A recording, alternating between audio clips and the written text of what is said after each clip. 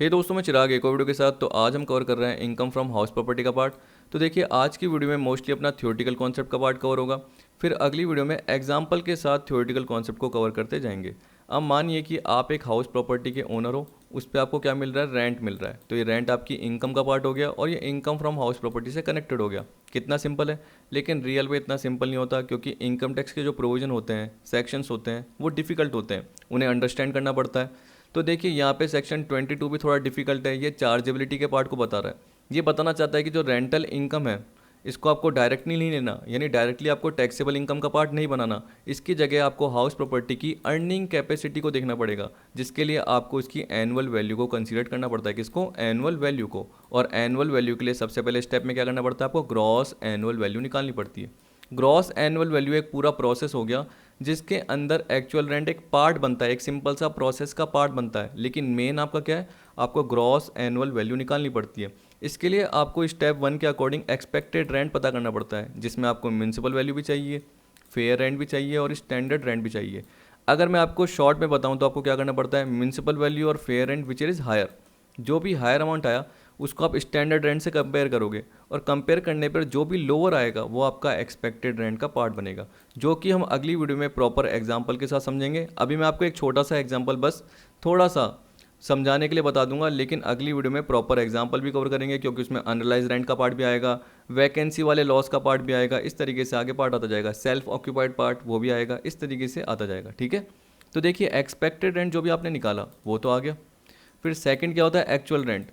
Expected rent और actual rent को जैसे आप कंपेयर करोगे, और दोनों में से जो क्या है, हायर है, वो पार्ट आपका ग्रॉस एनुअल वैल्यू का बनेगा। फिर उसमें से आपको म्यूनसिपल टैक्स लेस करना पड़ता है, तो नेट एनुअल वैल्यू आती है। फिर उसमें दो डिडक्शन होती है, वो लेस करनी पड़ती है। एक तो स्टेचुटरी डिडक्शन होती है और एक इंटरेस्ट ऑन लोन की। तब जाके क्या निकल के आता है, टैक्सेबल इनकम निकल के आता है। तो यहाँ पे सोचिए कि एक्चुअल रेंट पूरे प्रोसेस का एक पार्ट है, जिसमें मैंने क्या बताया कि लास्ट में देखते हैं कि एक्सपेक्टेड रेंट या एक्चुअल रेंट दोनों में से जो हायर है। तो एक तरीके से एक्सपेक्टेड रेंट आपकी अर्निंग कैपेसिटी को बता रहा है। अगर एक्चुअल रेंट उससे ज़्यादा है तो वो पूरा टैक्सेबल हो जाएगा, लेकिन अगर एक्चुअल रेंट कम है तो आपकी अर्निंग कैपेसिटी के अकॉर्डिंग एक्सपेक्टेड रेंट ही आएगा। तो सेक्शन 22 यही बोल रहा है कि हम एक्चुअल इनकम की जगह अर्निंग कैपेसिटी को कंसिडर करते हैं। देखिए, फॉर एग्जांपल दो छोटे से एग्जांपल बता देता हूँ, जिससे आपको पता चल जाएगा मैं क्या बोल रहा हूँ। देखिए, ये म्यूनसिपल वैल्यू दे रखी है, फेयर रेंट दे रखा है। इन दोनों में से जो हायर है वो कितना है, 60,000। ठीक है। Subject to standard rent. Subject to standard rent का मतलब क्या है, मैंने क्या बताया, जो भी हायर अमाउंट आएगा उसको स्टैंडर्ड रेंट से कंपेयर करोगे, और दोनों में से जो लोअर रहेगा वो आपको देखना पड़ेगा। तो 60 और 75, क्योंकि याद रखना, जो भी हायर अमाउंट है वो स्टैंडर्ड रेंट से ज़्यादा नहीं हो सकता। अगर वो उससे ज़्यादा है तो स्टैंडर्ड रेंट ही ले लेंगे। जैसे देखिए, यहाँ पे 80 है और 78 है, तो हम कितना ले पाएंगे, स्टैंडर्ड रेंट ही ले पाएंगे। समझ गए। तो 60 और 75 which is lower, 60। Actual rent कितना है, 72। तो 60 और 72 विच इज़ हायर, 72। मेरे को याद कभी भी रखना होता है तो मैं कैसे याद रखता हूँ, एच एल एच, पहले हायर फिर लोअर फिर हायर। तो देखिए, पहले हायर, इन दोनों का हायर आ गया 60, फिर 60 और 75 का लोअर 60, फिर आ गया हायर 60 और 72 का हायर 72 आ गया। अब आप देख सकते हैं कि जब आपने एक्सपेक्टेड और एक्चुअल को कंपेयर किया तो एक्चुअल रेंट ज़्यादा है, तो आपका ज़्यादा रेंट, ज़्यादा इनकम, ज़्यादा टैक्सेबिलिटी का पार्ट। लेकिन जब कम आ रहा है तब भी आपको टैक्स ज़्यादा देना पड़ सकता है। क्यों? क्योंकि यहाँ पे बोल दिया कि आपको ग्रॉस एनुअल वैल्यू लेनी है, और वो कैसे लेनी है, एक्सपेक्टेड रेंट या actual rent which is higher. तो देखिए, 80 और 75 which is higher, 80। Subject to standard rent, इसका मतलब दोनों में से जो लोअर है, 78।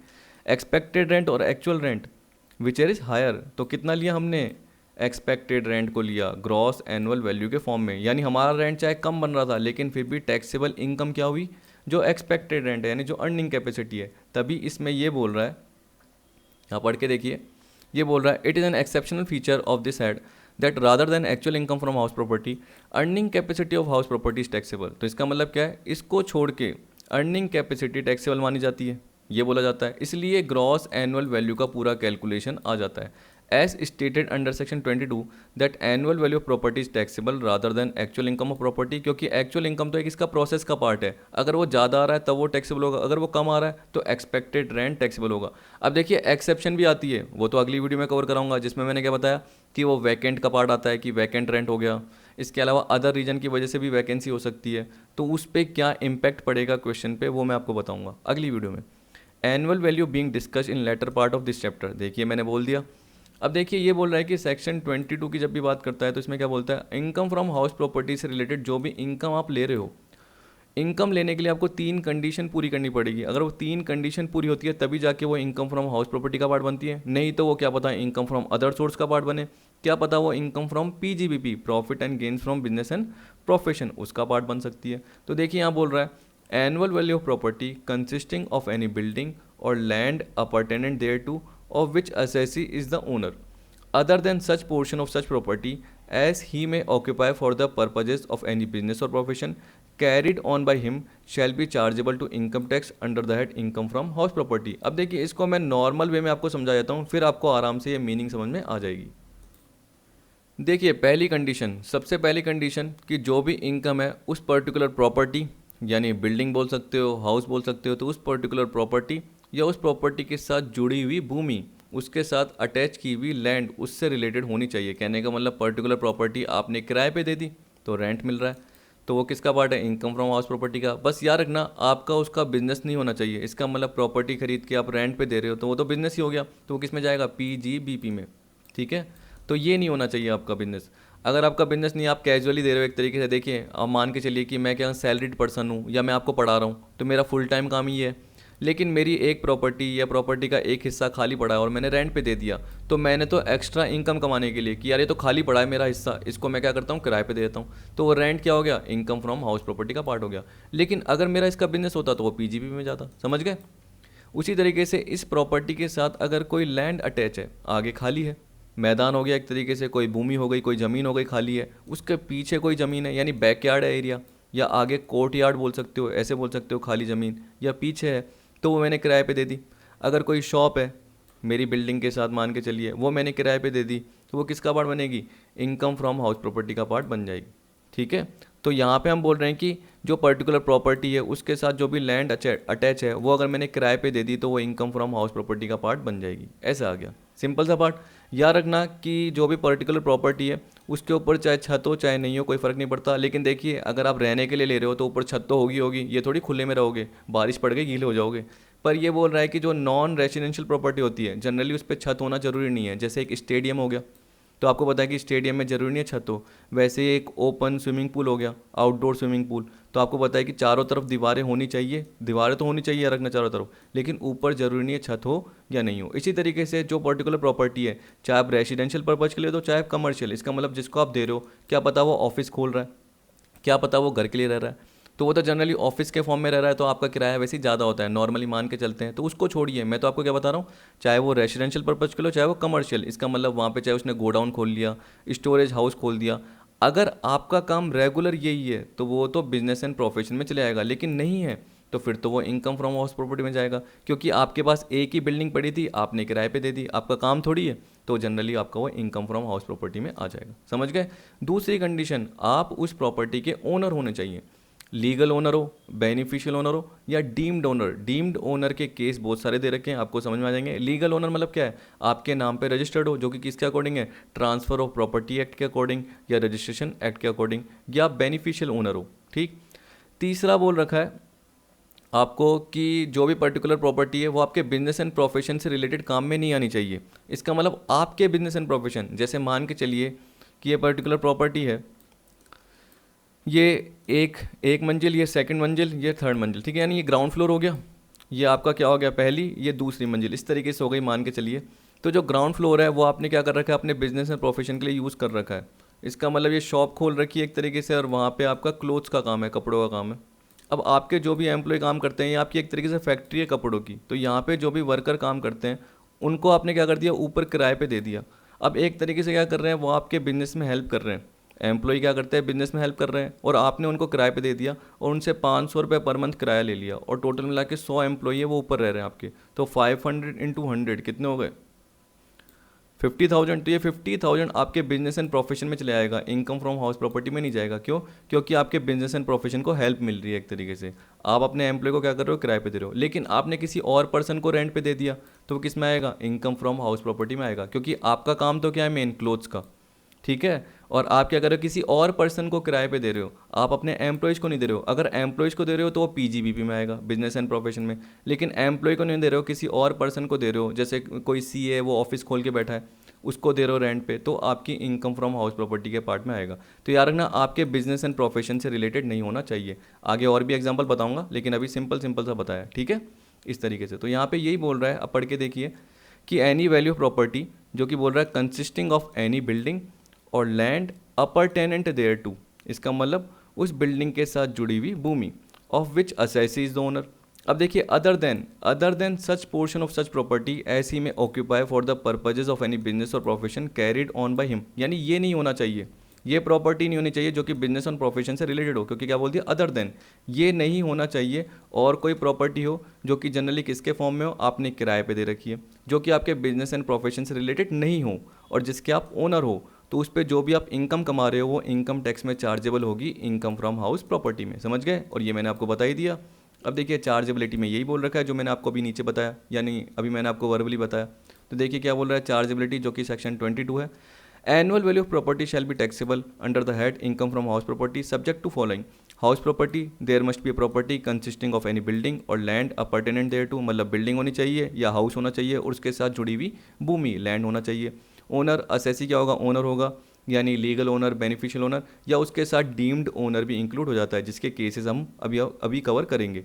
फिर बोल रखा है तीसरा, नॉट यूज्ड इन बिजनेस और प्रोफेशन, वो हाउस प्रॉपर्टी आपके बिजनेस और प्रोफेशन से रिलेटेड नहीं होनी चाहिए। Such property is not use for the purpose of taxable business और profession carried on by the owner. अगर मान के चलिए आप अपनी प्रॉपर्टीज जो भी खरीदते हो वो किस लिए खरीदते हो, बेचने के लिए, तो आप प्रॉपर्टी ओनर हो, तो आपके बिजनेस एंड प्रोफेशन का काम है।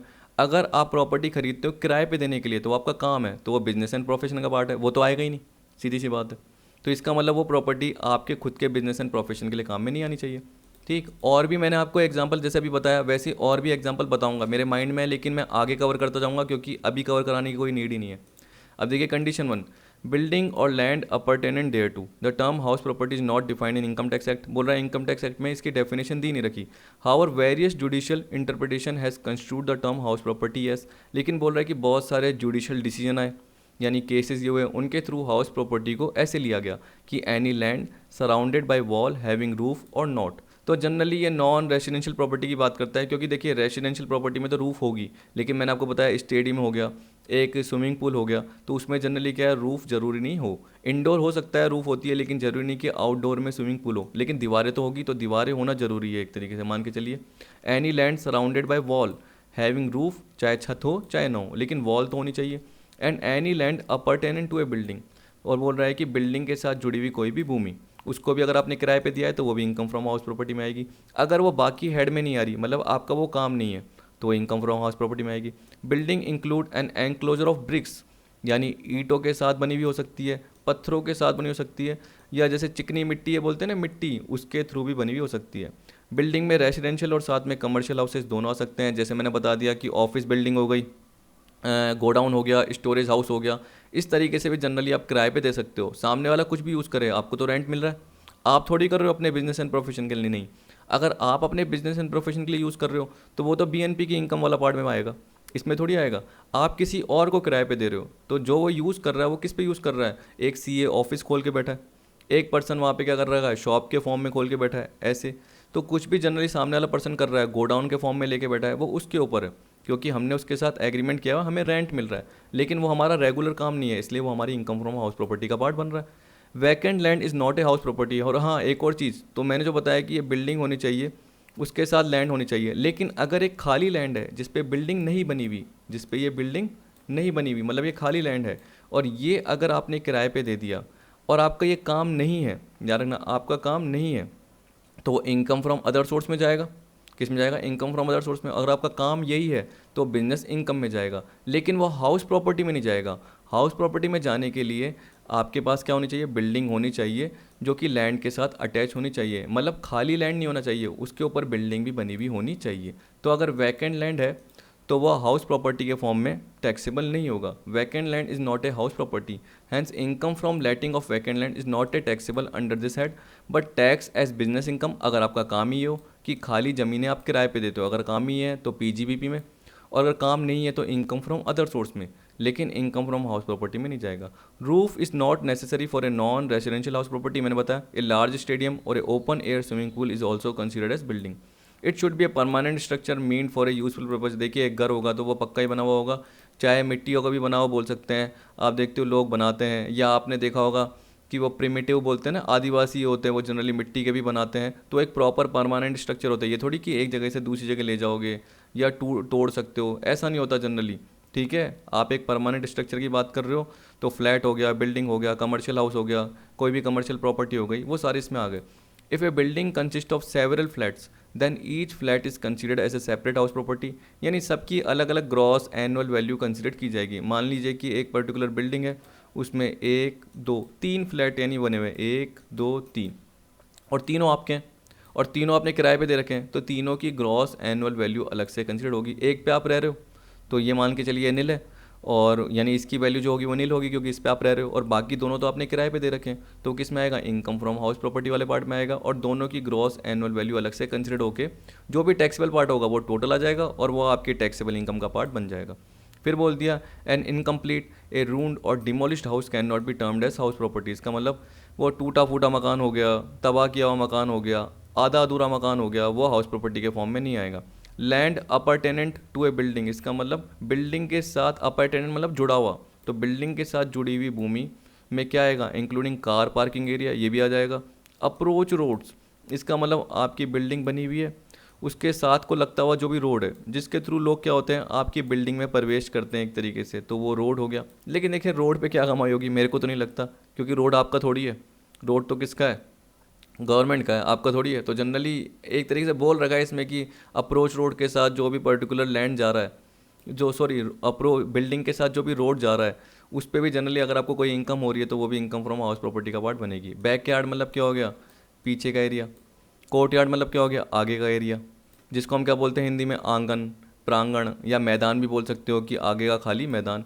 ये बिल्डिंग के साथ क्या होगा, एक तरीके से अटैच होना चाहिए, बिल्डिंग के साथ जुड़ा हुआ होना चाहिए। कंडीशन टू ओनर, ओनर में क्या बोल दिया, annual value of properties assess to tax only in the hand of owner even if he is not in the receipt of any income. इसका मतलब लीगल ओनर जिसके नाम पे रजिस्टर्ड है, चाहे उसको इनकम नहीं मिल रही तब भी उसके हाथ में टैक्सेबल होगी।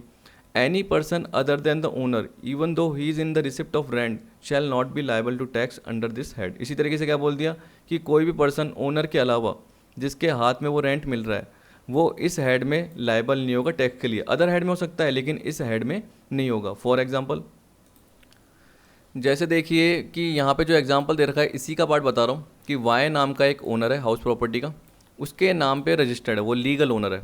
ठीक है, तो अभी मैंने क्या बताया आपको कि लीगल ओनर के हाथ में होगी चाहे उसके हाथ में रिसिप्ट नहीं आए। लेकिन देखिए सीधी सी बात है, ये बोल रहा है कि वाई ने एग्जाम्पल के फॉर्म में मान के चलिए एक्स को क्या कर दिया, रेंट पे 10,000 पर मंथ के रेंट पे क्या कर दी, एक प्रॉपर्टी हाउस प्रॉपर्टी दे दी कि इसको आप यूज़ कर सकते हो 10,000 पर मंथ के रेंट पे, तो वाई को रेंट मिल रहा है। फिर एक्स ने क्या कर दिया, इसको सबलेट कर दिया, किसको, जेड को। एक्स ने भी किराए पे दे दी जेड को, कितने पे, 12,000 पर मंथ के रेंट पे। तो ये बताना चाहता है कि जो इनकम फ्रॉम सबलेटिंग है जो कि एक्स की है, वो इनकम फ्रॉम हाउस प्रॉपर्टी में नहीं आएगी, वो किस में जाएगी, इनकम फ्रॉम अदर सोर्स में जाएगी। देखिए ये याद रखना कि वाई एक ओनर है, इसको जनरली क्या है, इसने किराए पे दिया है एक्स को, तो इसको जो भी रेंट मिल रहा है, अगर इसका यह नॉर्मल रेंट है, कैजुअल रेंट है, एक तरीके से याद रखना कि इसके बिजनेस से रिलेटेड नहीं है, इसका काम ये नहीं है, तो generally income from house property में जाएगा क्योंकि ओनर है। लीगल ओनर को जो भी रेंट मिल रहा है तो वो उसके हाथ में ही टैक्सेबल होगा। ठीक है, ऐसा पार्ट है। लेकिन यहाँ पे एक्स थोड़ी लीगल ओनर है, एक्स तो जनरली एक किराएदार है, और एक्स ने क्या करा, किसी और को भी किराए पे दे दिया, सबलेट कर दिया। अब एक्स कैसे कर सकता है, क्योंकि उसने वाई से परमिशन ली हुई होगी तब जाके वो कर सकता है। लेकिन यहाँ पे इसका कोई लेना देना नहीं है। यहाँ पे हम ये बताना चाहते हैं कि अगर एक्स जो किराएदार है उसने अगर किसी और किराएदार को किराए पे दिया हाउस प्रॉपर्टी का पार्ट, और जो भी इनकम कमाई है, कितनी इनकम कमाई है, 12,000 मिले, उसमें से 10,000 उसने खर्चा किया है क्योंकि एक्स ने वाई को रेंट दिया है, तो नेट जो उसके बाद 2,000 बचेंगे वो इसके इनकम फ्रॉम अदर सोर्स में जाएंगे। या एक्स का अगर काम ही है कि किसी और से किराए पे लेके किसी दूसरे को किराए पे दे देना, अगर एक्स का काम ही है तो उसके बिजनेस एंड प्रोफेशन में जाएगा, इनकम फ्रॉम हाउस प्रॉपर्टी में नहीं जाएगा, याद रखना। क्योंकि यहाँ पे यही बोल रखा है, देखिए that is why income from subletting is not taxable under this head but under the head income from other source. Example, Mr X being a tenant of a house property acquired it at a monthly rent of 10,000 per month from Mr Y owner of such house property. Mister X sublet the property to Mr Z for a monthly rent of ₹12,000। इसको क्या कर दिया, Z को किराए पे दे दिया। अब mister x तो क्या है, किराएदार है, वो ओनर थोड़ी है। तो ये बोल रहा है इनकम फ्रॉम सबलेटिंग बीइंग ₹2,000 पर month is taxable as business income और as income from other source. इस तरीके से जाएगी। तो किस में जाएगी, या तो इनकम फ्रॉम अदर सोर्स में। अब देखिए एक्स का काम ही यही नहीं है, मान के चलिए ये काम ही नहीं है, तो किस में जाएगी, इनकम फ्रॉम अदर सोर्स में जाएगी। अब देखिए यहाँ पे बोल दिया ओनर में क्या आएगा, include legal owner, beneficial owner and deemed owner. अब देखिए लीगल ओनर में क्या बोल दिया, जिसके नाम पे प्रॉपर्टी क्या है, रजिस्टर्ड है, जो कि ट्रांसफर ऑफ प्रॉपर्टी एक्ट के अकॉर्डिंग है या रजिस्ट्रेशन एक्ट के अकॉर्डिंग है, मतलब लीगल टाइटल उसके पास है। बेनिफिशियल ओनर में क्या बोलेगा ये, इसमें जनरली ये बोल रहा है कि प्रॉपर्टी किसी और के नाम पर रजिस्टर्ड है, लेकिन सारा का सारा बेनिफिट आप उठा रहे हो, आप एंजॉय कर रहे हो एज ए ओनर। ठीक है, ओनर मान के जो भी बेनिफिट मिल रहा है, जो भी इनकम मिल रही है, वो आप आराम से कमा रहे हो, तो आपकी इनकम फ्रॉम हाउस प्रॉपर्टी का पार्ट बन जाएगी बेनिफिशियल ओनर के फॉर्म में।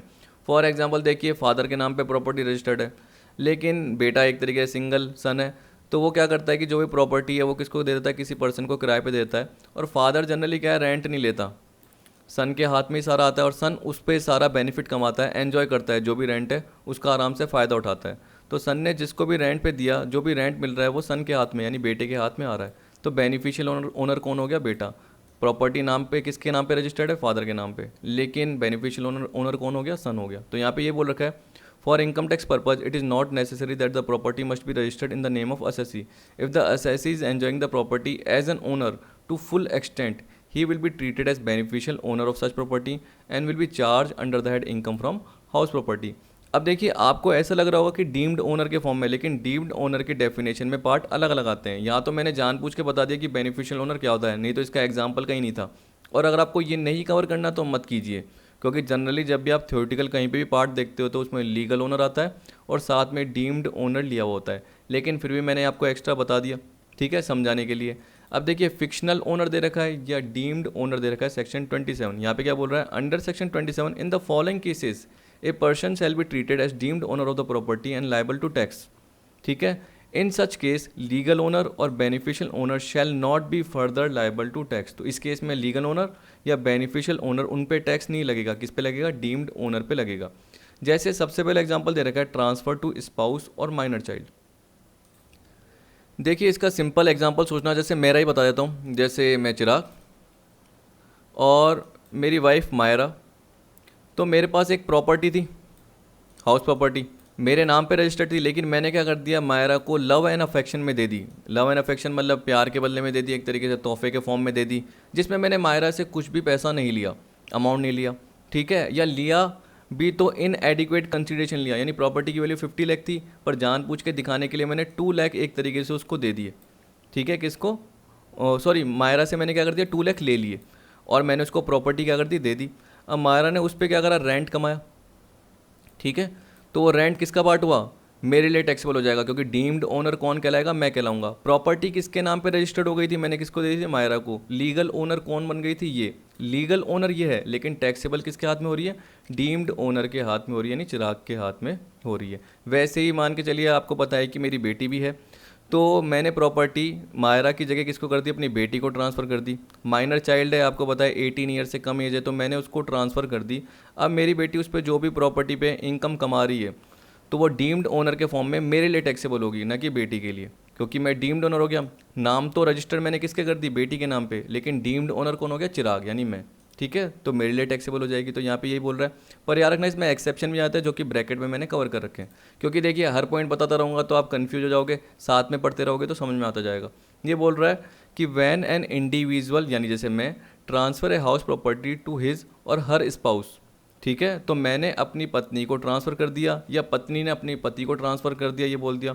Not being a transfer in connection with agreement to live apart. कहने का मतलब वो नहीं होना चाहिए कि अलग रहने का समझौता हो गया या तलाक हो गया, वो केस नहीं होना चाहिए। ठीक है, और ए माइनर चाइल्ड में देखिए क्या आता है, सन भी आ जाता है, डॉटर भी आता है, यानी पुत्र भी आ जाता है और पुत्री भी आ जाती है, लेकिन ये नहीं आता not being A married minor daughter. ठीक है, शादीशुदा माइनर अवयस्क बच्ची, इसका मतलब 18 साल से कम की बच्ची, लड़की जिसकी शादी हो गई है, वो इसमें नहीं आती। तो इस केस का मतलब क्या हो गया कि उस केस में डीम्ड ओनर आप नहीं कहलाओगे। अगर आपने अपनी मैरिड माइनर डॉटर को ट्रांसफ़र कर दिया तो मैरिड माइनर डॉटर को जो भी इनकम हो रही है वही लीगल ओनर कहलाएगी, वही एक तरीके से टैक्सेबल पार्ट रहेगा उसके लिए। मैं कोई डीम्ड ओनर नहीं कहलाऊंगा, याद रखना, ठीक है। यानी उसी लीगल ओनर के लिए टैक्सेबल इनकम का पार्ट रहेगा जो कमा रहा है, यानी मैरिड माइनर डॉटर। तो एक्सेप्शन है, ये क्या है, एक्सेप्शन है।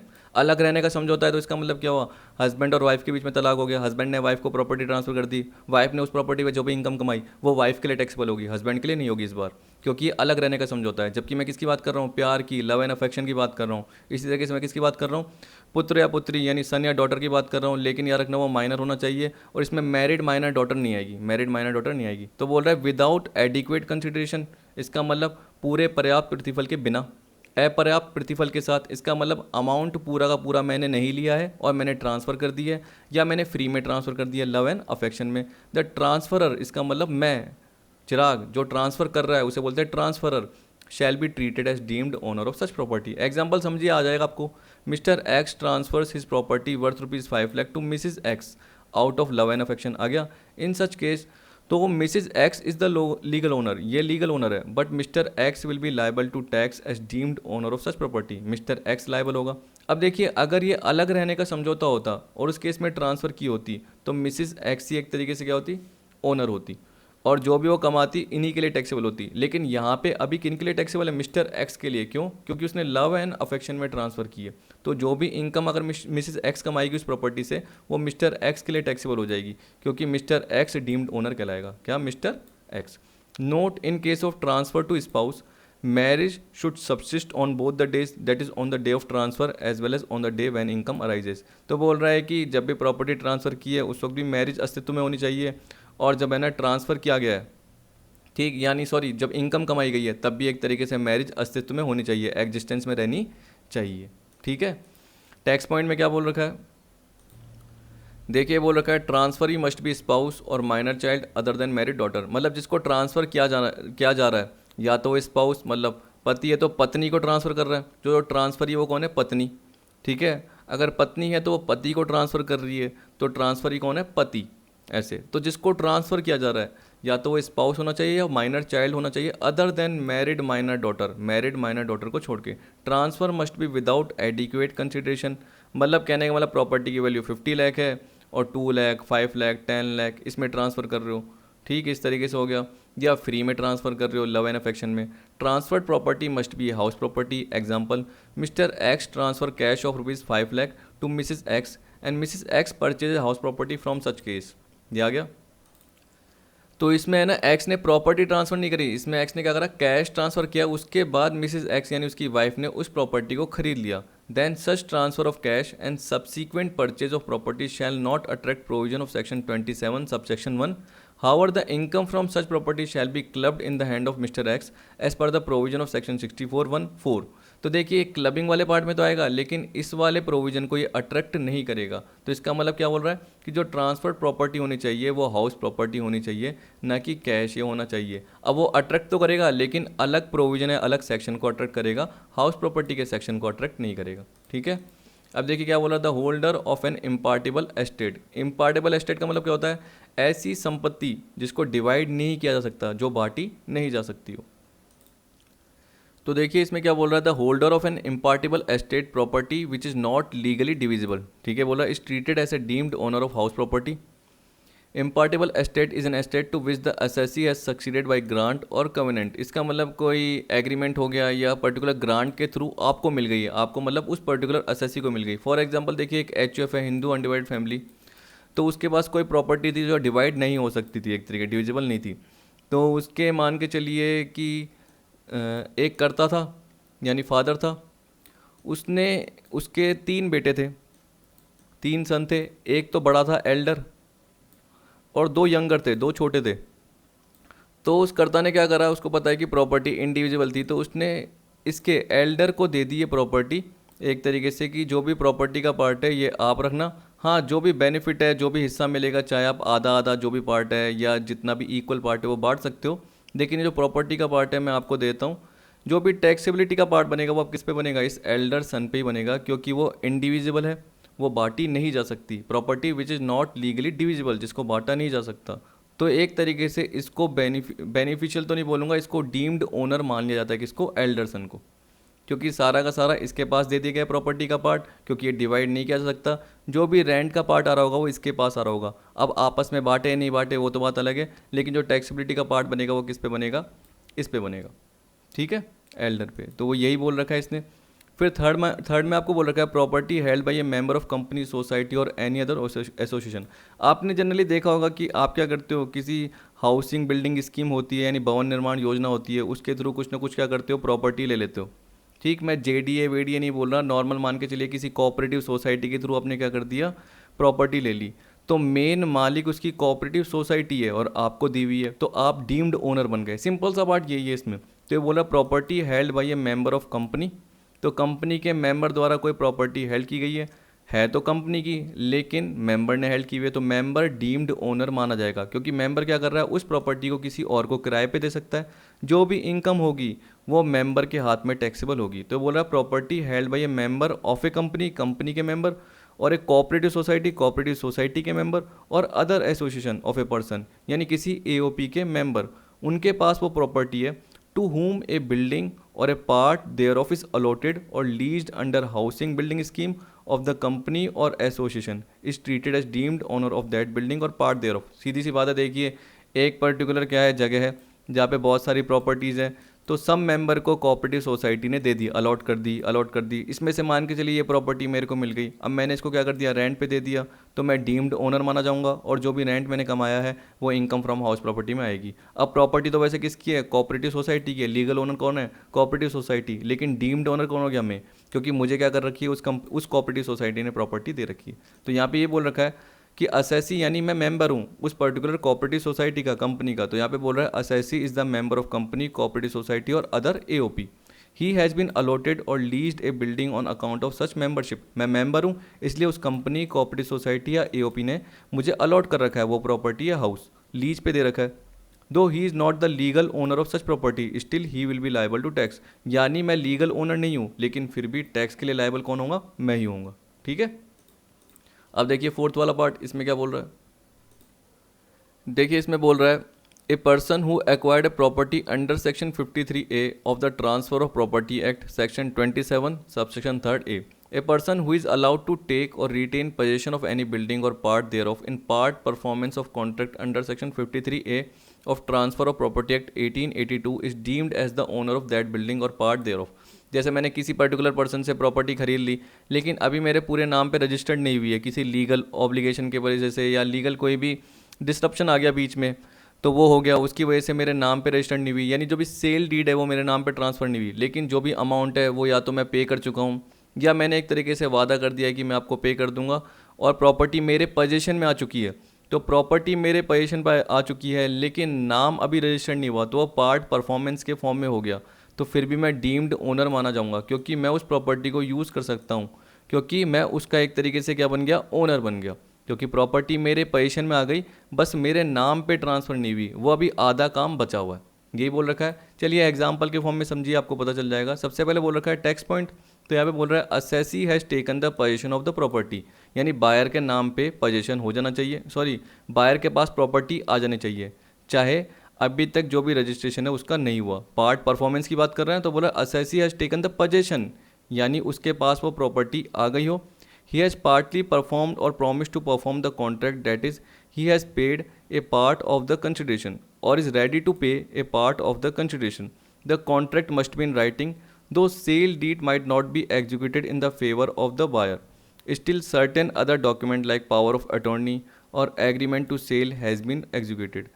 तो सेल डीड के थ्रू क्या होता है, एक तरीके से मेरे नाम पे रजिस्टर्ड हो जाती, लेकिन अभी तक मेरे नाम पे रजिस्टर्ड नहीं हुई। पोजीशन तो मैंने ले लिया लेकिन नाम पे रजिस्टर्ड नहीं हुई। बाकी सारे तो मैंने कर लिए, पावर ऑफ अटर्नी कर दिया, एग्रीमेंट टू सेल एग्जीक्यूट कर दी, लेकिन जो सेल डीड हो गई या जनरली आप ये भी बोल सकते हो कन्वेंस डीड हो गई, वो अभी तक प्रिपेयर नहीं हुई, तो मेरे नाम पे रजिस्टर्ड नहीं हुई। ठीक, तो वो पार्ट परफॉर्मेंस है, तो तब तक मैं डीम्ड ओनर माना जाऊंगा, क्योंकि प्रॉपर्टी तो मैंने अपने पोजीशन में ले ली, तो जो भी इनकम मिल रही है वो मेरी इनकम ही होगी, सामने वाले की नहीं होगी। Mr X has sold his house property to Mr Y for ₹50 lakh. देखिए सोचिए, मिस्टर एक्स ने बेचा किसको, मिस्टर वाई को, खरीदने वाला कौन है, Mr Y. Hen has taken full payment and possession has been given to Mr Y. मिस्टर एक्स ने पूरा का पूरा पेमेंट ले लिया और मिस्टर वाई को क्या कर दिया, पोजीशन दे दी। But conveyance deed is not prepared in the name of Mr Y, मतलब एक तरीके से सेल डीड अभी तक मिस्टर वाई के नाम पे नहीं बनी। तो अभी भी एक्स एक तरीके से लीगल ओनर है, लेकिन डीम्ड ओनर कौन माना जाएगा, मिस्टर वाई, क्योंकि मिस्टर वाई ने पार्ट परफॉर्मेंस कर लिया, पार्ट एग्रीमेंट पूरा कर लिया, प्रॉपर्टी अपने पोजीशन में ले ली है, चाहे नाम अभी तक उनके नाम पे नहीं गया, यानी रजिस्ट्रेशन उनके नाम पे अभी तक नहीं हुआ, लेकिन प्रॉपर्टी तो अपने पोजीशन में ले ही ली। तो मिस्टर वाई क्या माना जाएगा, डीम्ड ओनर माना जाएगा। सिंपल सा पार्ट है। अब देखिए फिफ्थ क्या बोल रखा है, देखिए इसमें बोल रहा है lessee of a building under section 269 UA subsection F. ठीक है, अब ये भी जनरली दे रखा है सेक्शन 27 थर्ड बी, जो कि किसका है, हाउस प्रॉपर्टी से रिलेटेड है, और ये तो एक तरीके से बिल्डिंग की लीज से रिलेटेड है। तो आपको इतना सेक्शन का पार्ट देखने की जरूरत नहीं है, क्योंकि इतना टिपिकल पार्ट नहीं आएगा, बस आपको ये सोचना है कि इसके अंदर प्रोविजन क्या बोल रखे हैं। तो बोल रहा है कि अगर एक कोई पर्सन है, वो क्या कर रहा है, 12 साल या उससे ज़्यादा के लिए किसी पर्टिकुलर हाउस प्रॉपर्टी को लीज पे ले रहा है, अगर कोई पर्सन 12 साल या उससे ज़्यादा के लिए किसी हाउस को लीज पे ले रहा है, तो वो डीम्ड ओनर माना जाएगा। जैसे मैं क्या कर रहा हूँ, किसी दूसरे पर्सन से 12 साल या उससे ज़्यादा के लिए लीज पे कोई प्रॉपर्टी ले रहा हूँ, उस पर कुछ भी कर सकता हूँ, मेरी मर्जी है, मैं शॉप खोल रहा हूँ, ऑफिस खोल रहा हूँ, मेरे ऊपर है, मैं उसमें कुछ भी क्या कर सकता हूँ, रिन्यूअल का पार्ट कर सकता हूँ। लेकिन मैंने 13 साल, 15 साल, 16 साल या 12 साल के लिए भी लीज पे ले रखा है, तो जनरली मैं डीम्ड ओनर माना जाऊँगा। ठीक है, चाहे सपोज करो कि मैंने 10 साल के लिए भी ले रखा है, लेकिन एक्सटेंशन पीरियड भी उसके साथ में है। कहने का मतलब जैसे 10 साल हो जाएगा, उसके बाद इसको एक्सटेंड भी किया जा सकता है। जैसे 10 साल खत्म हो गए पूरे के पूरे, अब सामने वाला प्रॉपर्टी ले लेगा, पर ऐसा नहीं है, उसको एक्सटेंड भी किया जा सकता है आपसी सहमति से। जो देने वाला है, लेसर और लेसी के बीच में एग्रीमेंट हो गया, तो मान के चलिए कि उसने बोल दिया कि 3 साल तक आप और एक्सटेंड कर सकते हो या 2 साल तक कर सकते हो, तो 10 + 2 क्या हो गया, 12। तो इसका मतलब तब भी मैं डीम्ड ओनर माना जाऊँगा। क्या माना जाऊंगा, डीम्ड ओनर माना जाऊंगा। पर याद रखना, इसमें मंथली बेसिस वाला पार्ट नहीं आएगा। सोचिए कि अगर आपकी 10 पूरे साल की लीज जो भी थी, तो इसका पेमेंट तो मैंने एक साथ कर दिया था, लेकिन जो ये 2 साल का मैं बोल रहा हूँ, उसका मैं मंथली पेमेंट कर रहा हूँ, तो तब नहीं आ पाएगा। तो मंथली जो भी पेमेंट हो रहा है वो इसमें पार्ट नहीं आ पाएगा, और वो 12 ईयर का पार्ट नहीं बनेगा। आगे दे रखा है, एग्जाम्पल भी दे रखा है, आपको समझ में आ जाएगा।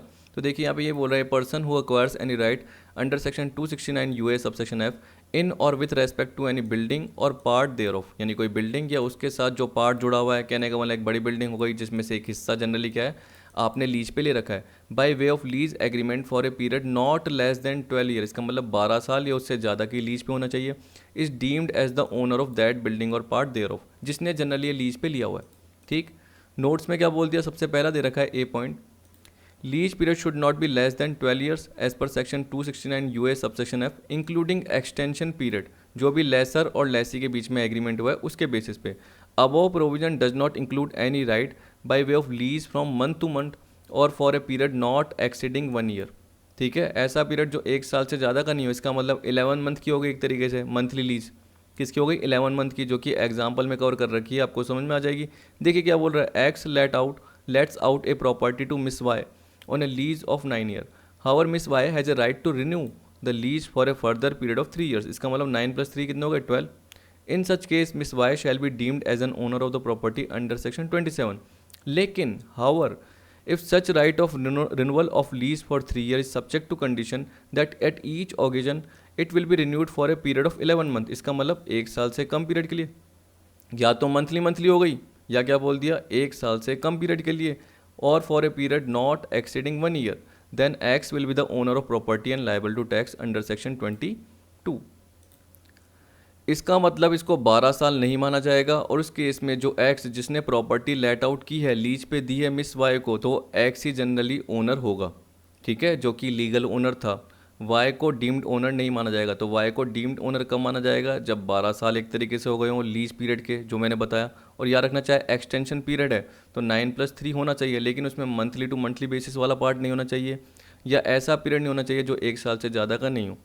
ठीक है, ठीक है, तो 1 साल से, यानी सॉरी, ऐसा पीरियड हो सकता है कि अगर 1 साल से ज़्यादा का पीरियड हो, तब तो आप क्या करोगे, 9 के साथ जोड़ दोगे। 1 साल से कम का पीरियड है तो वो आप जोड़ नहीं सकोगे, जो कि जनरली आपको पता है कि 3 साल तक एक्सटेंड कर सकते थे, लेकिन जो भी रिन्यू हो रहा था वो बार बार 11-11 महीने में हो रहा था। तो इस केस में जनरली इसको हम कवर नहीं कर सकते और 9 ईयर के साथ नहीं जोड़ सकते। तो इस केस में जो मेन ओनर है एक्स, वही लाइबल होगा अंडर सेक्शन 22 के अकॉर्डिंग। ठीक है, अब कंडीशन 3 क्या बोल रहा है, property is not use for business और profession carried on by the assessee. तो ये तो मैंने आपको बताया जनरली, और बीच बीच में मैंने क्या बताया, एग्जाम्पल और भी आएंगे, आपको आराम से समझ में आ जाएंगे। यहाँ पे बोल रहा है when a person carries on business और profession in his own house property, annual value thereof is not taxable under section 22 provided income of such business is chargeable to tax. क्योंकि सीधी सी बात है, अगर मैं अपनी हाउस प्रॉपर्टी को अपने बिजनेस एंड प्रोफेशन के लिए यूज़ कर रहा हूँ, कहने का मतलब मैंने क्या बताया कि जो भी पर्टिकुलर हाउस प्रॉपर्टी है उस पर मैंने खुद का बिजनेस कर रखा है, या मेरा कोई भी कमर्शियल एस्टेब्लिशमेंट है जनरली, उसमें मैं खुद का ही बिजनेस एंड प्रोफेशन चला रहा हूँ। ये मान के चलिए कि मार्केट में कहीं पे मेरी क्या शॉप है एक तरीके से, ये मान के चलिए कि मार्केट में एक पर्टिकुलर पूरी बिल्डिंग मैंने बना रखी है जिसमें जनरली मैंने फर्नीचर का स्टोर खोल रखा है, इलेक्ट्रॉनिक स्टोर खोल रखा है, तो वो मेरा खुद का है। तो सीधी सी बात है वो मेरे PGB profit and gains from business and profession में जाएगा। अगर मार्केट में मेरी एक बिल्डिंग खाली पड़ी हुई है, उसको मैंने किराए पे दिया हुआ है, तो वो जनरली मेरा इनकम फ्रॉम हाउस प्रॉपर्टी में चला जाएगा, क्योंकि वो खाली है और मैंने किसी और को किराए पे दे रखा है। लेकिन अगर मैं उस पर खुद ही बिजनेस कर रहा हूँ, इलेक्ट्रॉनिक स्टोर खोल के बैठा हूँ, फर्नीचर स्टोर खोल के बैठा हूँ, स्टील स्टोर, कोई भी मैं पर्टिकुलर शॉप, या मैं बोल सकता हूँ कि बिल्डिंग जो फैक्ट्री से रिलेटेड हो गई, और उस पर मैं खुद का ही बिजनेस एंड प्रोफेशन चला रहा हूँ, तो वो जनरली इसमें नहीं आएगा, वो पीजीबीपी में आ जाएगा। ठीक है, तो अगर मैंने अपनी प्रॉपर्टी किसी और को दी है और जनरली वो बिजनेस कर रहा है, तो मेरे लिए जो भी पार्ट आएगा, जो भी मेरे पास रेंट आएगा, वो मेरी इनकम का पार्ट बनेगा।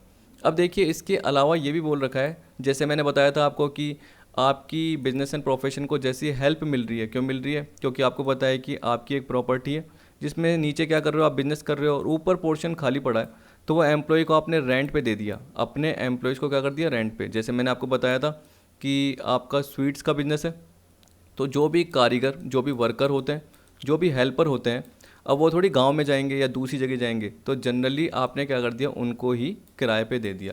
तो एक तरीके से आपके बिजनेस को स्मूथ चलाने के लिए वो एक तरीके से ज़रूरी था। तो उस केस में हम बोल सकते हैं कि जितने भी वर्कर से आपको रेंट मिल रहा है, वो बिजनेस एंड प्रोफेशन की इनकम का पार्ट बनेगा, ना कि रेंट फ्रॉम हाउस प्रॉपर्टी या इनकम फ्रॉम हाउस प्रॉपर्टी का पार्ट बनेगा। तो यहाँ पे बोल रखा है पहले पॉइंट में, letting out to employees, if an assessee let out the property to his employee where such letting out support smooth flow of his business. जो आपके बिजनेस, स्वीट के बिजनेस को एक तरीके से स्मूथ फ्लो कर रहा है, आपके बिजनेस को आराम से चला रहा है, आपके बिजनेस को हेल्प कर रहा है, then such letting out shall be deemed to be incidental to business and such rent shall be chargeable under the head profits and gains of business और प्रोफेशन। ये थियोरटिकल पार्ट हो गया। अब देखिए दूसरा, देखिए letting out to government agencies.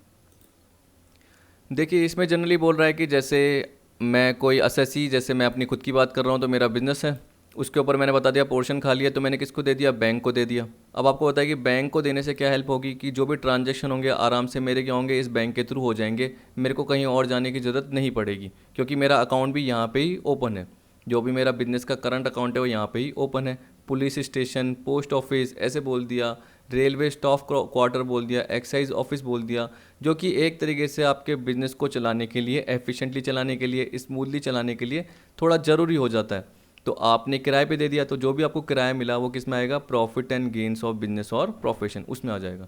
तो यहाँ पे बोल रहा है where an assessee let out his property to any government agency for locating branch of a nationalized bank.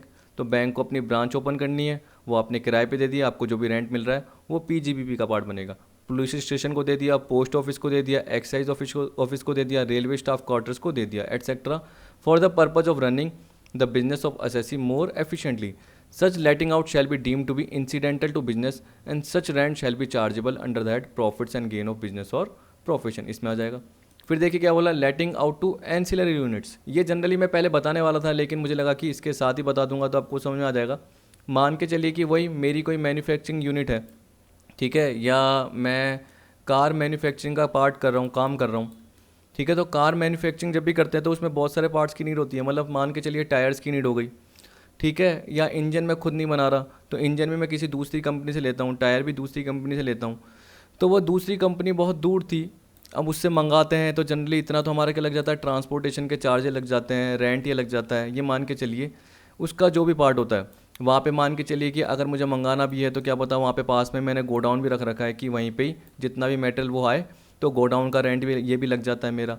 तो इससे अच्छा जो ये टायर मैन्युफैक्चरिंग कंपनी है, इसको मैंने क्या बोल दिया कि मेरा एक पास में बिल्डिंग है, आप वहाँ पे भी रेंट दे रहे हो, मेरी पास में एक बिल्डिंग है, यहाँ पे आप आ जाइए, जो भी रेंट का चार्जेस है वो जितना वहाँ देते थे यहाँ पे दे देना। इससे मेरी हेल्प हो जाएगी एक तरीके से, क्योंकि जैसे टायर जो भी मैन्युफैक्चर होंगे वो सारे मेरे पास ही आएंगे, क्योंकि मेरी फैक्ट्री बिल्डिंग के पास ही एक तरीके से मेरी बिल्डिंग खाली पड़ी थी फैक्ट्री से रिलेटेड, जो कि मैं काम में नहीं ले रहा था। तो मैंने अपनी जो एक टायर कंपनी है जिसके थ्रू मैं टायर खरीदता था उसको किराए पे दे दी। अब जो भी किराया मुझे मिल रहा है वो मेरे बिजनेस एंड प्रोफेशन को हेल्प कर रहा है, मेरे बिजनेस को एक तरीके से बढ़ा रहा है, मेरी कॉस्ट कम लग रही है, मुझे फ़ायदा हो रहा है एक तरीके से।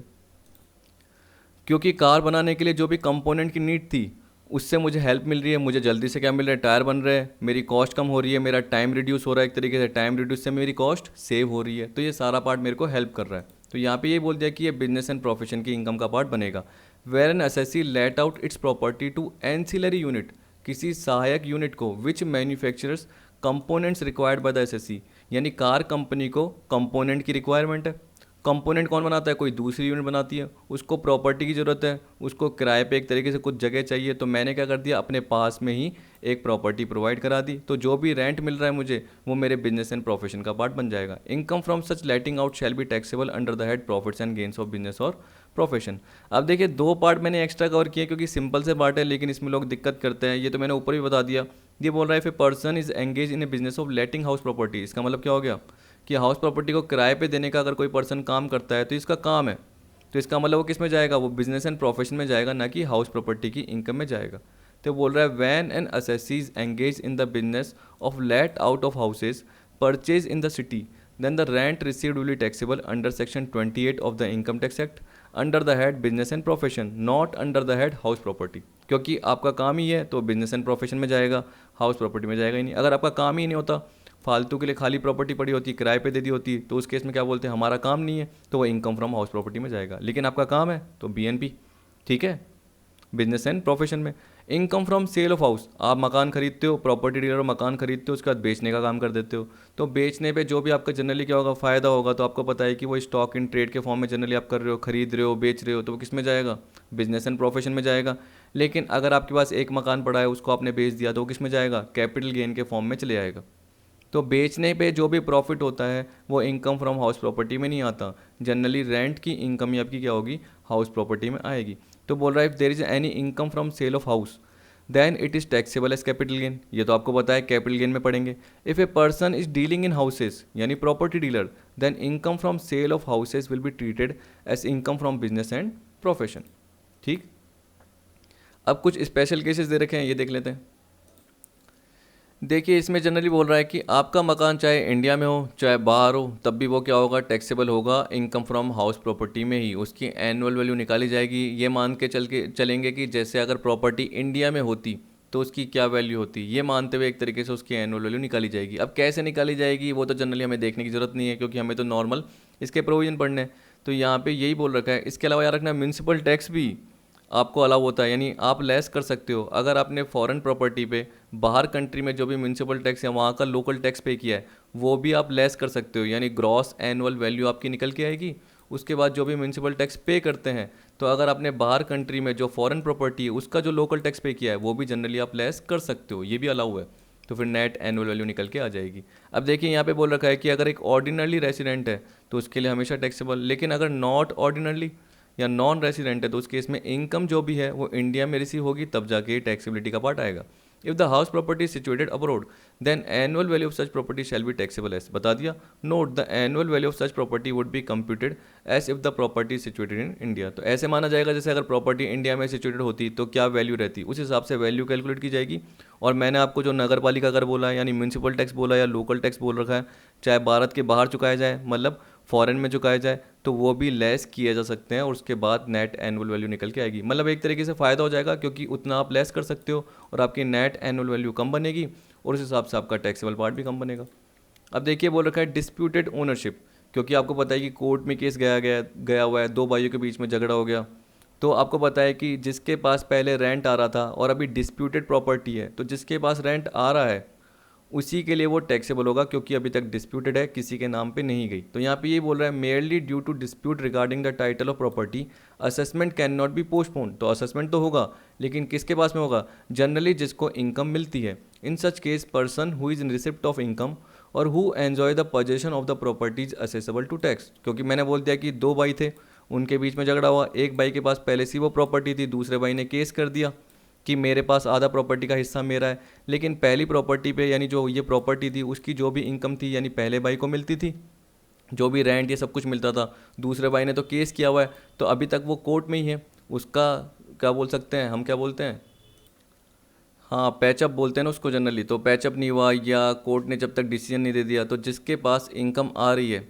जनरली उसको ही टैक्स देना पड़ेगा इनकम फ्रॉम हाउस प्रॉपर्टी के अंडर में। तो in such case person who is in receipt of income who enjoy the possession of the property is assessable to tax. और जो भी इनकम कमा रहा है उसके लिए तब तक टैक्सेबल होती रहेगी, जब तक कि पार्टीशन नहीं होता, जब तक पैचअप नहीं हो जाता, या जब तक कि कोर्ट क्या करता है, जो भी जिसके फेवर में एक तरीके से डिफेंड नहीं कर देता।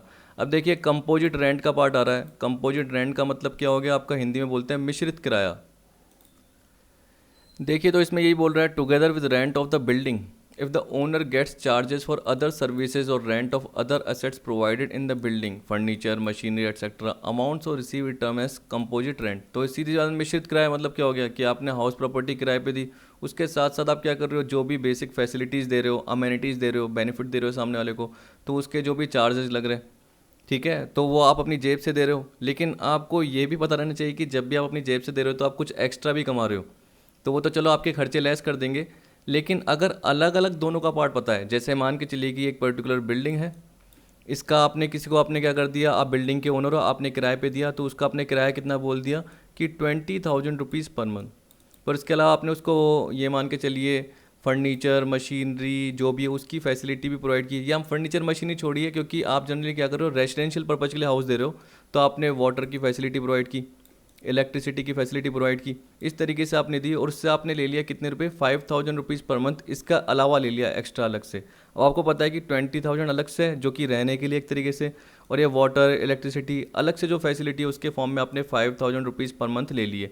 अब ये दोनों अलग अलग पता है, तो इसका मतलब दोनों अलग अलग टैक्सेबल हो जाएंगे। एक किस में होगा, 20,000 इनकम फ्रॉम हाउस प्रॉपर्टी में, और जो ये 5,000 है जो कि आपने फैसिलिटीज़ के फॉर्म में सामने वाले से लिया है कि हमने आपको water facility, electricity facility, lift facility, watchman facility, इस तरीके से आपको हमने जनरली प्रोवाइड किए, तो आपसे हम एक्स्ट्रा 5,000 रुपीज़ पर मंथ ले रहे हैं, तो वो आपका इनकम फ्रॉम अदर सोर्स में जाएगा। पर याद रखना कि जो भी आपने फैसिलिटी प्रोवाइड की है तो आपको भी तो खर्चे देने पड़ेंगे। तो मान के चलिए आपकी जो कॉस्ट आ रही है इसकी 3,000 आ रही है, तो इनकम फ्रॉम अदर सोर्स में बाकी 2,000 ही जाएंगे, क्योंकि 5,000 की फैसिलिटी के थ्रू आपने सामने वाले से रेंट लिया है, लेकिन आपको भी तो उस पर कॉस्ट लगी होगी, वाटर के चार्जेस देने पड़ेंगे, इलेक्ट्रिसिटी के चार्जेस, वॉचमैन को पैसे देने पड़ेंगे। तो आपकी कॉस्ट 3,000 लगी है, तो 5,000 में से 3 गए, बाकी 2,000 आपकी इनकम का पार्ट आ जाएगा, जो कि इनकम फ्रॉम अदर सोर्स में जाएगा। पूरे 5,000 नहीं, क्योंकि आपकी भी तो कॉस्ट लग रही होगी, वो आप लेस कर दीजिए, बाकी 2,000 इनकम फ्रॉम अदर सोर्स में। लेकिन जो आपको 20,000 रेंट मिला है जो अलग से है, तो आपको पता है कि वो बिल्डिंग से रिलेटेड रेंट है, तो इनकम फ्रॉम हाउस प्रॉपर्टी में जाएगा। तो जब अलग कर सकते हो और अलग नहीं कर सकते तो उसका पार्ट नीचे दे रखा है, आपको बता देता हूँ। देखिए यहाँ पे बोल रखा है, composite rent is equal to rent for building plus rent for assets oblique charges for various services. Tax treatment of composite rent is as follows. तो नॉर्मल मैंने बताया भी आपको, देखिए क्या बोल रहा है, rent including charges for amenities और services like garden facility, food, lighting etcetera और other separable assets like machinery, plant, furniture, ये भी आपको प्रोवाइड की गई है। तो आपको जनरली जो भी अमेनिटीज़ या फैसिलिटी प्रोवाइड की है, इसके अलावा आपको मशीनरी, प्लांट, फर्नीचर ये भी प्रोवाइड की गई है, तो उसका जनरली क्या होगा, जिसने भी प्रोवाइड किया ओनर ने, उसका रेंट तो लग रहा होगा, तो वो तो आपसे एक्स्ट्रा चार्ज लेगा। तो जो भी उसने चार्ज लिया है अगर वो अलग से कैलकुलेट हो रहा है बिल्डिंग के रेंट के अलावा, तो बिल्डिंग के रेंट का जो भी पार्ट है वो इनकम फ्रॉम हाउस प्रॉपर्टी में जाएगा। और जितनी भी आपको अमेनिटीज़ ये प्रोवाइड की गई है उसका जो भी अमाउंट मिला है, या तो वो इसके पीजीबी में जाएगा, profit and gains of business और प्रोफेशन। अगर उसका काम ये नहीं है तो उसके इनकम फ्रॉम अदर सोर्सेज में चले आएगा। Generally income from other source में ही जाता है, क्योंकि ये काम उसका नहीं होता, ये मान के चलते हैं। तो ये बोल रहा है, if the owner of house property gets composite rent for both property as well as for services rendered और अदर सेपरेबल असेट्स जो दी है, such composite rent shall be treated as under. अब देखिए पर्टिकुलर में क्या बोल रखा है, sum received for the use of building, building को यूज़ करने के लिए जो भी रेंट है वो किस में जाएगा, इनकम फ्रॉम हाउस प्रॉपर्टी में।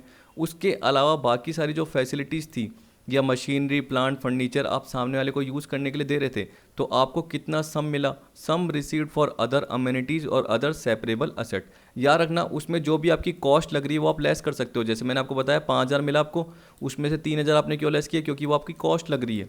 सामने वाले को जो भी आप फैसिलिटी प्रोवाइड कर रहे हो उसका चार्जेस भी तो आपको देना पड़ेगा।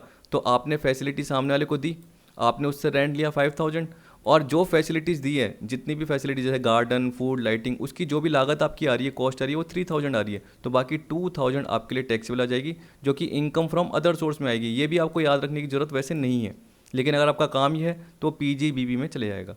पर बोल रहा है however if segregation of composite rent is not possible then the whole amount will be tax either under the head profit and gains of business और प्रोफेशन और इनकम फ्रॉम अदर सोर्सेज। जैसे देखिए इसका फॉर एग्जांपल क्या मान सकते हो, आपके पास एक फैक्ट्री बिल्डिंग थी, उसमें पहले से प्लांट मशीनरी ये सारी सब कुछ लगी हुई थी। या मान के चलिए सिनेमा हॉल था आपका, आप खुद उसके ओनर थे, तो आपको पता है कि उसमें फर्नीचर की भी फैसिलिटी होती है, सामने प्रोजेक्टर भी लगा हुआ होता है। तो आपने टोटल सामने वाले से क्या कर लिया, 1 लाख रुपीज़ पर मंथ का किराया ले लिया। अब उसमें से जो फैसिलिटीज़ या आपने एक्स्ट्रा मशीनरी, प्लांट, फर्नीचर जो भी प्रोवाइड किए गए हैं, तो उसको आप नहीं पता कर सकते, क्योंकि आपने 1 लाख दिया है, उसमें आप अलग अलग नहीं कर सकते अगर। तो जो भी टोटल आपको रेंट मिला है उसको आप क्या बोलोगे, या तो PGBP profit and gains of business और प्रोफेशन अगर आपका काम ही है। अगर आपका काम नहीं है तो इनकम फ्रॉम अदर सोर्सेज में चले आएगा, इनकम फ्रॉम हाउस प्रॉपर्टी में नहीं आ पाएगा। अगर आप 1 लाख में से ये मान के चलते कि अलग कर सकते थे कि 70,000 तो किसका है, सिनेमा हॉल का किराया, और बाकी 30,000 किसके हैं, उस फर्नीचर के, ठीक है, उसके जो प्रोजेक्टर हो गया उसके, इसके अलावा और भी कोई इक्विपमेंट हो गए उसके हैं। तो उस केस में हम क्या बोल सकते हैं, 70,000 तो क्या हो गया, सिनेमा हॉल का किराया हो गया, जो कि किस में जाएगा, इनकम फ्रॉम हाउस प्रॉपर्टी में चले आएगा। और बाकी जो 30,000 है वो किस में चले आएगा, आपका इनकम फ्रॉम अदर सोर्स में चले आएगा। ऐसे अलग अलग कर सकते हैं, लेकिन अलग अलग नहीं कर पा रहे, तो उस केस में सारा या तो इनकम फ्रॉम अदर सोर्स में जाएगा या पीजीबीपी में चले जाएगा। ऐसे बोल दिया, ठीक है। अब देखिए यहाँ पे बोल रहा है tax point, rent from paying guest is generally taxable under the head income from other sources. क्योंकि देखिए आप ये मान के चलिए कि जो पेइंग गेस्ट को अगर आप एक तरीके से कोई भी प्रॉपर्टी या हाउस अगर दे रहे हो, तो आपको पता है कि उसमें आप फर्नीचर जो भी है, टीवी हो गई, तो वो सब आप फैसिलिटीज़ प्रोवाइड कर रहे हो, यानी सेपरेबल असेट्स जो भी हो प्रोवाइड कर रहे हो। लेकिन उसका जो भी रेंट का पार्ट है या उसका जो भी फैसिलिटी की कॉस्ट का पार्ट है उसको आप अलग नहीं कर सकते हो, आप एक साथ दे रहे हो सारा का सारा पार्ट। तो जो भी टोटल रेंट ले रहे हो उसको आप अलग नहीं कर पा रहे, तो वो इनकम फ्रॉम अदर सोर्सेज में जाएगा, सिंपल सा पार्ट। वैसे ही एक स्पेसिफिक प्रोविजन बोल रखा है जिसमें बोल रखा है कि letting of building with other inseparable assets like machinery, plant, furniture. देखिए इनका रेंट तो आप अलग अलग कैलकुलेट कर सकते हो, लेकिन जो भी बिल्डिंग दे रहे हो उसके साथ ये देना जरूरी है, उसके बिना बिल्डिंग दी ही नहीं जा सकती। समझ गए कहने का मतलब, जैसे आपको एक होटल मिला, होटल का रूम मिला, तो आपको पता है कि होटल के रूम के साथ टीवी तो लगी हुई होगी, फर्नीचर भी होगा, तो आपको पता है कि उसका जो रेंट है वो अलग किया जा सकता है, लेकिन बिल्डिंग इनके बिना नहीं दी जा सकती। ये नहीं कि टीवी बाहर रख लेंगे। जब भी आप जनरली क्या करोगे, होटल रूम लोगे तो टीवी तो पहले से ही लगा होगा, अगर उसका रेंट है वो अलग से पता किया जा सकता है। लेकिन फिर भी आपको पता है कि जैसे देखो आप टीवी नहीं चलाते, तो आप ये थोड़ी बोलोगे टीवी हटा दो मेरे को नहीं चाहिए, टीवी का जो भी आएगा पार्ट वो तो आपको देना ही पड़ेगा। तो ये बोल रहा है flatting of only building is not possible और not acceptable to the other party. तो इसका मतलब टीवी भी जनरली आपको प्रोवाइड की जा रही है, फर्नीचर भी प्रोवाइड किया जा रहा है और उसको अलग से हटाया नहीं जा सकता। Then sum received as rent from property chargeable as business income और इनकम फ्रॉम अदर सोर्सेज। क्योंकि आपका काम ही है, एक होटल का काम क्या है, पर्टिकुलर जो भी प्रॉपर्टी प्रोवाइड करना जिस पे वो एक्स्ट्रा फैसिलिटीज़ प्रोवाइड करते हैं, इसके अलावा फर्नीचर, टीवी ये भी प्रोवाइड करते ही करते हैं। तो वो किस में जाएगा, उनकी बिजनेस इनकम में जाएगा, जो भी उनको कंपोजिट रेंट मिल रहा है, चाहे वो सेग्रीगेबल भी है, यानी चाहे वो अलग भी किया सकता है, उन्हें पता है कि फर्नीचर का रेंट कितना है, वो अलग कर सकते हैं। लेकिन वो टोटल क्या बोलते हैं, सर 1500 रुपीज़ आपका पर डे का चार्ज बन गया, ठीक है, 2000 रुपीज़ पर डे का चार्ज बन गया, तो उनकी इनकम है एक तरीके से वो किस में जाएगा, पीजीबीपी में, profit and gains from business and profession में चले आएगा। या अगर नहीं है तो वो इनकम फ्रॉम अदर सोर्स में चले आएगा। इसका मतलब आप रेंट को अलग कर सकते हो, लेकिन क्यों नहीं अलग कर पा रहे, क्योंकि बिल्डिंग को इनके अलावा नहीं दिया सकता, मतलब जो भी एक्स्ट्रा फैसिलिटीज़ हैं उनके अलावा बिल्डिंग को खाली नहीं दिया सकता, या जो भी रूम दिया जा रहा है उसको अलग से नहीं दिया सकता, साथ साथ फैसिलिटीज़ भी प्रोवाइड करनी पड़ती है। तो कंपोजिट रेंट अलग हो सकता है, लेकिन जो बिल्डिंग है वो अलग से नहीं दी जा सकती। तो उस केस में जो भी कंपोजिट रेंट का टोटल का पार्ट है वो या तो पीजीबीपी में जाएगा या इनकम फ्रॉम अदर सोर्स में जाएगा। Example, letting out of hotel rooms, auditorium etcetera. जैसे देखिए एग्जांपल सोचिए ना कि ऑडिटोरियम है, उस पर जनरली आगे क्या लगता है, प्रोजेक्टर लगता है। अब जैसे मैंने ऑडिटोरियम लिया किसी पर्टिकुलर पार्टी से, उसने मुझे बोला कि इसका जो चार्जेस लगेगा पर डे का आपका 20,000 रुपीज़ लगेगा। मैंने 2 दिन के लिए ले लिया 40,000, ठीक है। अब वो बोल रहा है कि उसमें चाहे प्रोजेक्टर यूज़ करो चाहे नहीं करो, तो आपका तो इतना ही लगेगा, 20,000 पर डे का चार्जेस लग जाएगा। अब अगर मैंने उससे पूछा होता कि प्रोजेक्टर के जो चार्जेस है वो वैसे कितने लगते हैं, तो वो बोलेगा सर 2000 रुपीज़ लगते हैं वैसे तो पर डे के, तो इसका मतलब आपका 18,000 हो जाएगा। लेकिन हम आपको क्या बोल रहे हैं कि आप अलग से इसको नहीं ले सकते हो एक तरीके से, या ये नहीं कि प्रोजेक्टर के चार्जेस हम हटा देंगे, ऐसा नहीं है, हम तो आपसे 20,000 रुपीज़ लेंगे ही लेंगे। तो बोल रहा है flatting of only building is not possible, इसका मतलब बिल्डिंग या ऑडिटोरियम के साथ साथ वो प्रोजेक्टर भी हमें क्या करना पड़ेगा, उसकी भी सर्विस लेनी पड़ेगी, उसको हम अलग से हटा नहीं सकते हैं। तो जो भी टोटल रेंट हम दे रहे हैं 20,000 इंटू 2 डेज़ के हिसाब से 40,000, वो सामने वाले की इनकम बन जाएगा। ठीक है, चाहे रेंट को अलग कर सकते हैं, देखिए 20 में से 2,000 को अलग कर सकते हैं उस फैसिलिटी को, लेकिन जो पूरा का पूरा रेंट है, कंपोजिट रेंट है, वो सामने वाले की इनकम में आ रहा है, वो पीजीबीपी में आएगा, क्योंकि सामने वाला इसके अलावा उनको दे ही नहीं सकता। ये थोड़ी अलग से किसी को प्रोजेक्टर देगा, अलग से किसी को ऑडिटोरियम देगा, ऐसा नहीं है, वो साथ साथ ही दे सकता है, तो वो इनसेपरेबल नहीं है। ठीक है, एक तरीके से हम बोल सकते हैं कि वो साथ साथ जुड़ा हुआ है, सॉरी गलत बोल दिया, वो इनसेपरेबल है। ठीक है यार रखना, वो क्या है, इनसेपरेबल है, उनको सेपरेट नहीं किया जा सकता है, साथ साथ है। अब देखिए यहाँ पे बोल दिया को ओनरशिप का पार्ट, इसमें क्या बोल रहा है, देखिए इसमें बोल रखा है कि if 2 or more person owns a house property jointly, तो इसका मतलब वही हाउस प्रॉपर्टी उन्होंने क्या कर दिया, किसी को किराए पे दे दी, जो भी रेंट मिला। तो उस केस में जो भी हिस्सा है वो आपको पता है डिफाइनेट है, 60-40%, 50-50% अगर इक्वली है, तो जो भी रेंट मिला, मान के चलिए 1 लाख मिला, तो 1 लाख का आधा 50-50 टैक्सेबल हो जाएगा। तो यहाँ पे यही बोल रखा है, then they are known as co owners if individual shares of each co owner is definite and ascertainable, then the share of each such person shall be taxable as is income from house property. Tax treatment क्या बोल रखा है, share of each co owner in the income from the property as computed in accordance with the section 22 to 25 shall be included in his total income। वही सीधी सी बात है कि जो भी हिस्सा होगा उसके हिसाब से ग्रॉस एनुअल वैल्यू, जो आपको पता है कि जैसे देखिए म्यूनसिपल वैल्यू का पार्ट है तो आधा आधा हो जाएगा एक तरीके से, क्योंकि आपको पता है कि हाउस प्रॉपर्टी की वैल्यू पूरी की पूरी म्यूनसिपल वैल्यू कितनी आ रही है, 2 लाख आ रही है, तो उसका 1 लाख हो जाएगा, फेयर रेंट आएगा तो उसका आधा आधा हो जाएगा, क्योंकि हिस्सा क्या मिल रहा है, आधा आधा मिल रहा है। तो जितना हिस्सा होगा उसके हिसाब से जनरली क्या है, सारा पार्ट भी उसी हिसाब से आ जाएगा। कह रहा है share of each co-owner in the income from the property as computed in the accordance with section 22 to 25 shall be included in his total income. या तो ये भी हो सकता है कि देखिए सबका एक साथ कैलकुलेट कर दिया और जैसे लास्ट में जो पार्ट आया उसका आधा आधा कैलकुलेट कर दिया। यहाँ पे बोल रहा है where the house properties owned by को ओनर्स, इसका मतलब सेल्फ ऑक्यूपाइड है, और सेल्फ ऑक्यूपाइड होने पर आपको पता है कि थ्रू आउट द ईयर, इसका मतलब पूरे साल अगर वो सेल्फ ऑक्यूपाइड है, रेंट पे जनरली प्रोवाइड नहीं करी और पूरे साल आपने सेल्फ ऑक्यूपाइड की गई है। अब ये बोला when the house property is owned by को owners and is occupied by each of the co owner, then all of them can claim benefit under section 23 subsection 2.a and interest on loan shall be allowed to all the co owners to the extent और ₹30,000 और ₹2 lakh as the case में भी। अब देखिए तो आगे की videos में आएंगे, आपको पता है कि 2 डिडक्शन बताई है मैंने, एक तो होती है स्टेचुटरी डिडक्शन। अब आपको पता है कि अगर सेल्फ ऑक्यूपाइड है तो उसमें हम बोलते हैं कि एनएवी क्या होती है, निल, क्योंकि जीएवी भी जनरली क्या बोलेंगे आपकी आएगी, लेकिन ऐसे बोलते हैं कि एनएवी क्या होती है, निल। निल हो गई, उसमें से माइनस डिडक्शन होती है, तो स्टेचुटरी डिडक्शन तो मिल ही नहीं पाएगी। क्यों? क्योंकि निल अमाउंट पे डिडक्शन का पार्ट मिलता ही नहीं है स्टेचुटरी डिडक्शन का, क्योंकि वो परसेंटेज के फॉर्म में होता है। फिर माइनस एक और डिडक्शन मिलेगी इंटरेस्ट ऑन लोन की, तो वो तो जनरली आपको मिल सकती है किसके केस में, सेल्फ ऑक्यूपाइड हाउस प्रॉपर्टी के केस में, अगर 2 ओनर या उससे ज़्यादा ओनर उसको सेल्फ ऑक्यूपाइड पर्पज़ के लिए ओन करके बैठें, तो आगे काम आएगा मेरे हिसाब से। अगर क्वेश्चन हो सका तो मैं वो भी कवर करवा दूंगा। Note, provision of section 26 is mandatory and not optional, यानी इसका मतलब जो पर्टिकुलर जितने भी प्रोविजन लगेंगे वो एप्लीकेबल होंगे, वो मैंडेटरी है, वो ऑप्शनल नहीं है। तो जैसे सेक्शन 22, 23, 24, 25 जो भी इसके प्रोविजन होंगे वो जनरली एप्लीकेबल होंगे ही होंगे, आपको लगाने पड़ेंगे ही पड़ेंगे। जितना भी आपको पार्ट मिला है, जैसे मैंने बोला municipal value, fair rent which is higher subject to standard rent, ये देखना पड़ेगा।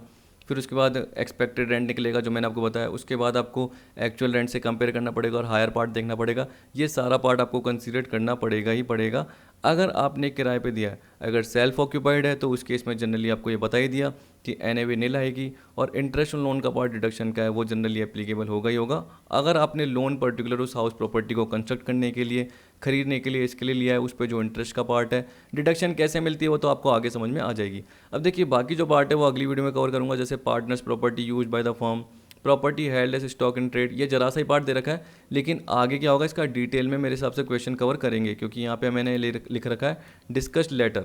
ठीक है, अब इसके बाद डॉक्ट्रिन ऑफ म्यूचुअलिटी का पार्ट आएगा, फिर एग्जेम्प्टेड प्रॉपर्टीज़ का पार्ट आएगा, फिर जाके आपके एक तरीके से क्वेश्चन से रिलेटेड पार्ट आ जाएंगे। तो अगली वीडियो में इसके मेरे हिसाब से 2 या 3 क्वेश्चन तो मैं आपको कवर करवा ही दूंगा। ठीक, तो आई होप आपको वीडियो पसंद आई होगी। वीडियो देखने के लिए थैंक यू।